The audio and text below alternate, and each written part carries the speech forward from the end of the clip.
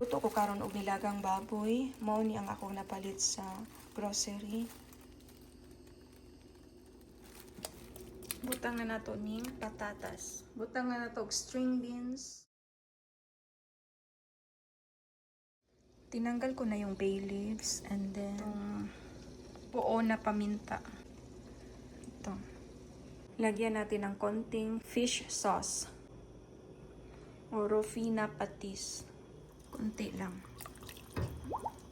So, nalagyan ko na to ng konting patis. Tinansya ko lang.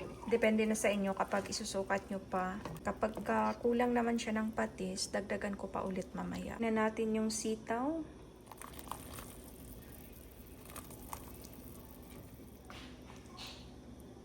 Butang na ako ning repolyo. Gamay ra nga repolyo ang ako ang isagol.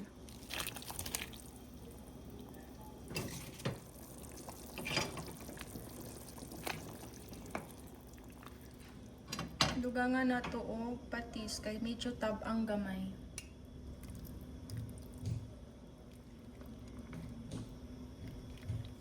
Butangan ako gamay.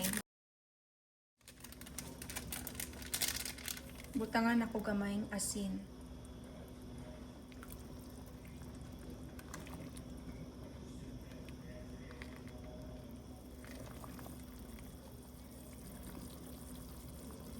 So, luto na ang ato ang nilagang baboy.